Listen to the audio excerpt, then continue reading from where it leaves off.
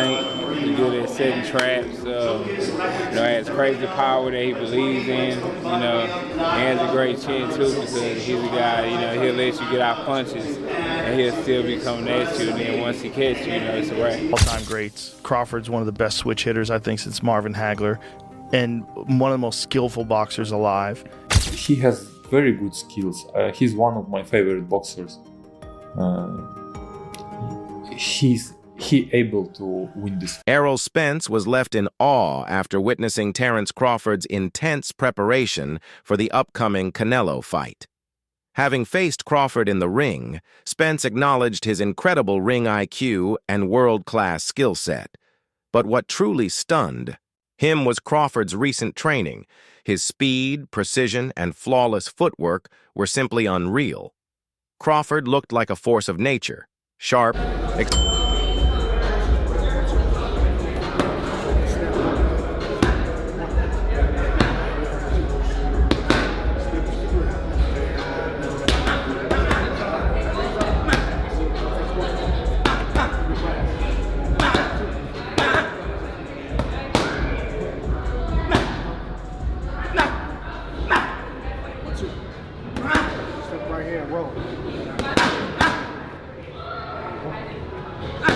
and completely locked in.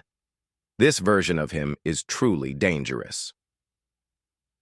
Crawford, known for his patient and cerebral fighting style, methodically breaks down his opponents before unleashing punishing combinations. Former world champion Chris Algieri added in. He never caught you that clean. That was probably the best shot he landed. No, he caught me a couple of times, but I was surprised at how hard he didn't hit. Really? And given that everybody say, oh, he's a big puncher, he's this.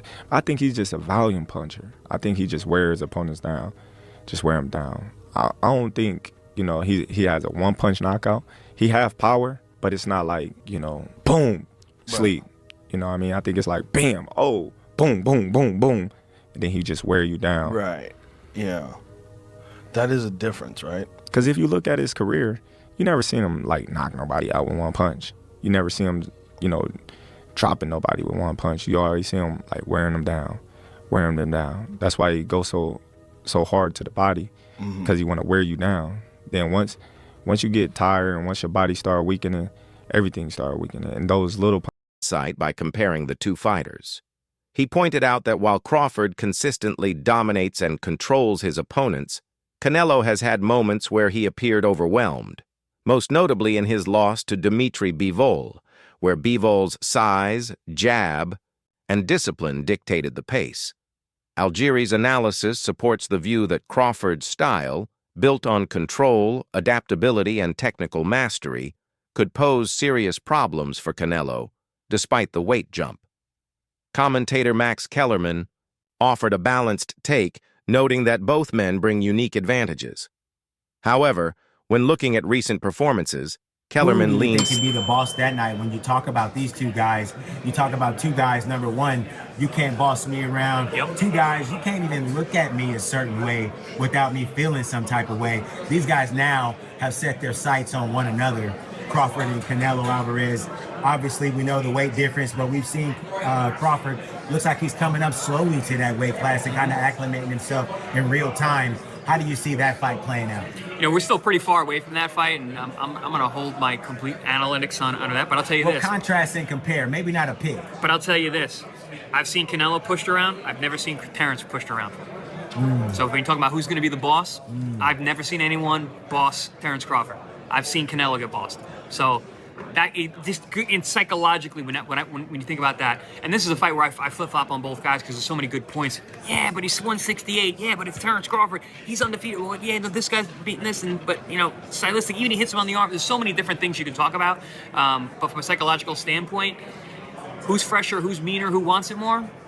That's going to come into play.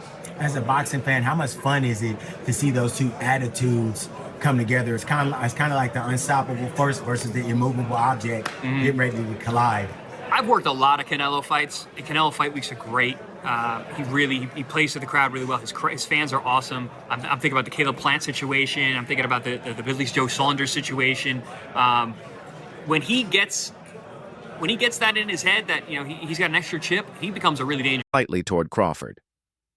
He praised Crawford's impeccable timing, switch-hitting ability, and rising knockout power, while also pointing out that Canelo, though still a top-tier fighter, has shown signs of slowing down, particularly in movement and aggression. Still, Kellerman acknowledged Canelo's clear size advantage, especially in close exchanges.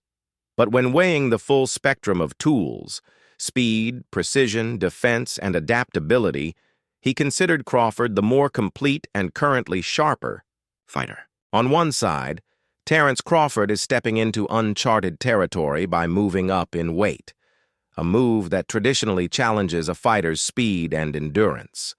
On the other, if you go down the list and ask me about tactical advantages, most of them are Crawford. What Canelo has is size, and as a result, physical strength and punching power. Canelo also has a great chin. But in terms of, if you want to go skill for skill, especially the recent version of Canelo, who's had to turn into a seek and destroy guy, who had to learn as his career went on to cut off the ring and not just follow guys around. Like Lara, Trout, Floyd, he followed those guys around. He had trouble because he's really a natural counterpuncher who wants you to come to him. But in recent years at super middleweight, he's gotten really good at cutting off the ring. Again, last fight notwithstanding. So as an overall suite of skills, recent vintage, it's been Crawford. Okay. But Canelo also is skilled and has a larger skeleton than Crawford. No matter what they weigh, Canelo's the bigger guy. Yeah. You briefly mentioned Canelo's power, so who? I would assume Canelo has the. You'd have to think, unless Crawford. Crawford was on a knockout streak until he moved up to junior middleweight, and then failed to stop Madrimov. So and Canelo, though he has not stopped anyone in a while, we've seen he's a real puncher at 68. As far as speed, who has a better speed? You would imagine Crawford, given the fact that he is. While Canelo Alvarez is seasoned at this level, he's no longer the explosive powerhouse he once was. In recent fights, Canelo has leaned more on control and caution rather than the relentless pressure that defined his prime. This shift suggests that although Crawford is facing a physical challenge, Canelo's slight decline in aggression and knockout ability could help balance the scales.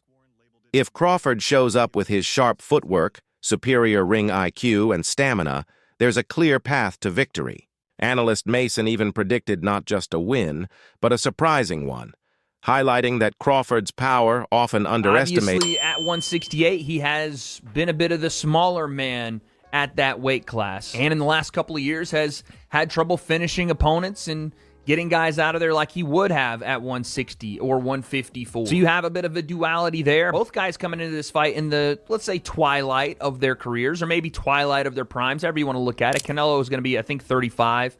Terence is 38. So you have a similar situation, different paths, and different struggles for both fighters. But when you look at who has to do more in this fight, it's clearly Terence Crawford, as far as what he's giving up and sacrificing to win this third undisputed championship and to try to beat Canelo, who has only been beat twice in his career, one of which was Floyd Mayweather being slick and tagging Canelo with counter punches when Canelo missed, being the smaller, lighter fighter and up there in age that was still able to take advantage of the youth and experience of Canelo Alvarez, but also just being a defensive maestro and able to counter off of that. Floyd is one of one. And then you have Dimitri Bivol, who was the bigger fighter, and the things that Canelo does very well didn't really hurt him too bad, right? The things that had carried Canelo up in division was his power and the ability to break an opponent down, maybe not stopping them. Might catch many off guard.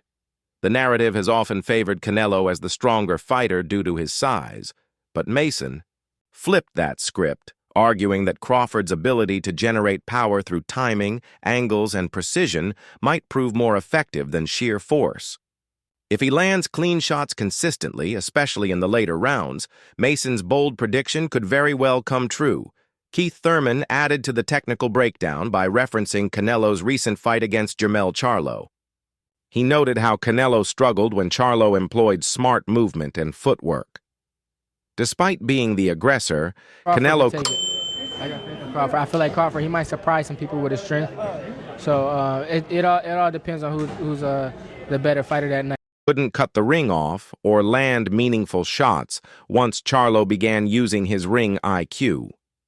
Thurman suggested that Crawford, being even more cerebral and strategic, could give Canelo an even tougher time, also offered high praise for Crawford, calling him an incredibly skilled and dangerous athlete. He emphasized Crawford's mentality, work ethic, and ability to rise to big occasions. According to Rogan, the Canelo fight is more than just Dubai, maybe a month ago, I saw him. He's big, and he has very good skills. He's one of my favorite boxers. He able to win this fight, but there is a lot of but, and even not but. There is a lot of things, small things, which we don't know how he will deal with this. He need to get used to the power and pressure of 168. Because it's big difference, to be honest. Maybe he will get used to it, and how he will be feeling himself at the same day when he will fighting, how his training camp will go on, a lot of things. But he's able. He has good skills. He's awkward. He can use two boxing stands. It gives him benefits, of course. I was at that same event in Dubai just before Christmas, and I saw him too, and I thought exactly the same thing, which is that he is quite big. Yeah. Size obviously is important. Jamel Charlo stepped up from super welterweight to super middleweight to box Canelo, and it didn't work at all for him. But Crawford is... It's a major opportunity, both for financial gain and legacy. Rogan went so far as to say that Crawford is arguably one of the greatest boxers alive today, and that this bout could be the defining moment that cements his place among the all-time greats. In his own words, Terence Crawford outlined his mindset heading into the showdown with Canelo Alvarez. He openly acknowledged the size difference, noting that Canelo may attempt to wear him down using pressure and physicality. Yet, Crawford remained calm and confident, stating he's prepared for every scenario. His attitude reflects not just physical readiness, but deep psychological maturity. He's not underestimating... You know what I'm saying? Let's just watch what these champions do. No matter what they do, they're both great. They're both going to continue to be great, but by the end of the day, one will be above the other. Your eyes? It's not like... I think a lot of people are going to lean towards Canelo. I don't want to say it's like... I feel like for the fans, it's coming off 50-50. Like it's hard for me to really commit, because this is what happened, right? When Canelo just fought the Charlo, right? When he just fought Charlo, he knocked Charlo down. But after he knocked Charlo down and Charlo was using ring movement, he never hit Charlo with another big shot, okay? This is what Keith Thurman is watching. I'm not saying like, oh, Canelo didn't do good. Like, Canelo dominated. That fight he dominated, right? But let's just pay attention to little details, right? After he got dropped, he never got hurt again. Why, you ask? Why did Canelo not hurt him again? Oh, because he was on his bike, because he was using lateral movement, because he was watching with his eyes, and because he was being, attentive with his defense, and he was able to... Canelo, he respects the challenge while fully trusting his own ability to adapt. It's this rare blend of humility and self-belief that makes Crawford such a dangerous and intelligent fighter. Jai named Crawford as his pick to win, citing his proven track record. Despite moving up in weight, Crawford has repeatedly shown he can neutralize larger opponents with strategy and precision. According to Jai, this isn't unfamiliar territory for Crawford. It's just a new name and a new spotlight. He expressed full confidence that Crawford will remain composed, calculated, and clinical, as he always does. Analyst Ford weighed in, calling this a massive challenge that only a certain kind of fighter can accept, one whose mental